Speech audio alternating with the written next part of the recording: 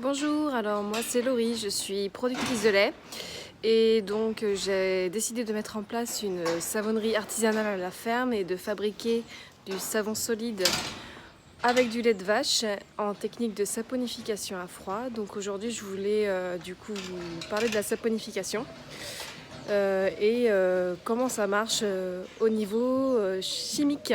Alors du coup c'est parti pour la fabrication. Comment se passe une saponification?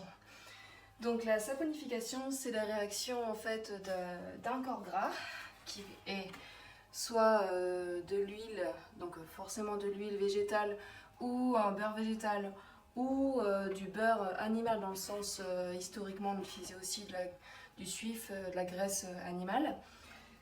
Donc en réaction avec une base donc, qui peut être soit de l'hydroxyde de sodium, ce qu'on appelle communément la soude caustique, ou de l'hydroxyde de potassium quand on veut faire notamment des savons liquides. Historiquement, le vrai savon liquide est fait avec de l'hydroxyde de potassium. C'est le même travail pour faire de la pâte à savon, c'est juste que la réaction chimique fait qu'à la fin on aura un savon liquide et pas un savon solide. Donc en fait la réaction de saponification c'est le corps gras et la soude. Donc la soude en fait on la prépare dans ce qu'on appelle de la lessive de soude. Normalement on le fait avec de l'eau logiquement, mais dans mon cas j'utilise du lait parce que j'avais envie de valoriser le lait de vache. Le lait que j'ai congelé, pourquoi? Parce qu'on est sur une réaction exothermique, c'est-à-dire qui dégage de la chaleur, et que si je mettais mon lait liquide avec la soude, en fait ça brûlerait complètement le lait puisqu'on atteint des températures de 80 à 90 degrés. Donc je prépare ma lessive de soude, vous allez voir elle va se liquéfier toute seule, en mélangeant la soude et le lait. Puis une fois que la lessive de soude est préparée, je la mélange à l'huile d'olive et je rajoute en fait quelques ingrédients qui font la recette spéciale de mon savon à l'huile de cameline. Allez, c'est parti.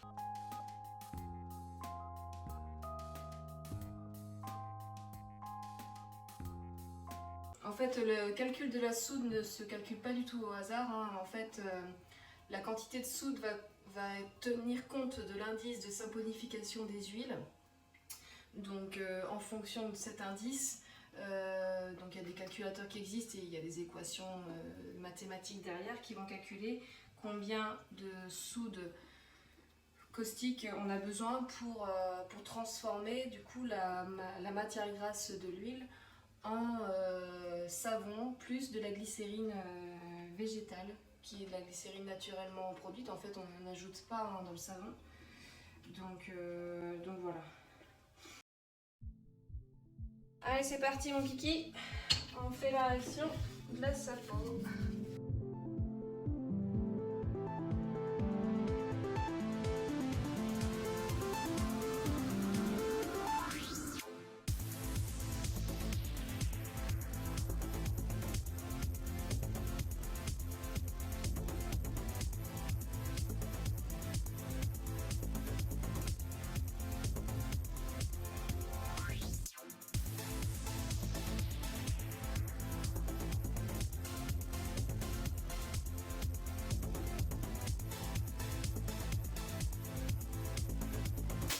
Il n'y a plus qu'à mettre en cure. Voilà, donc vous voyez, ça prend un peu de temps tout ça, hein, 1h30 de fabrication. Mais bon, derrière tout ça, ça fait des beaux savons. Donc je vous retrouve dans 2 jours pour le démoulage et puis la découpe. Voilà. Donc nous sommes 2 jours après la fabrication du savon. Donc le savon a séché en fait entre deux. On va arriver à l'étape de démoulage et de découpe du savon.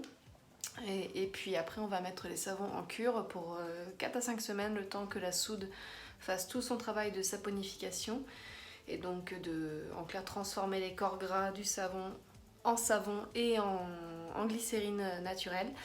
Donc c'est parti pour la découpe.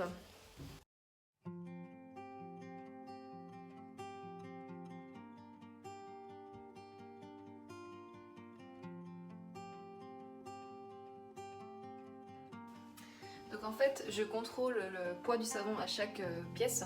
Pourquoi? Parce qu'on perd en moyenne 10% du poids entre le poids frais et le poids sec à la fin de la saponification. Tout simplement parce que le savon perd en eau. Donc c'est important de garantir au consommateur un savon qu'on garantit à 100 grammes. Donc on a une tolérance de 5 grammes, mais c'est quand même important de contrôler tout ça.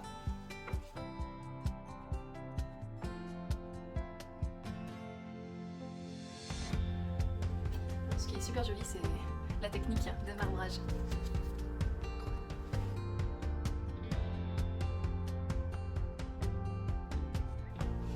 Je vais garder cet échantillon en fait qui est beaucoup plus léger que les autres pour pouvoir contrôler le pH du savon aussi en sortie de l'eau afin d'être sûr que le savon n'est pas caustique. Donc on vise un pH en fait qui soit en dessous de 11, idéalement compris entre 9 et 10,5 de pH.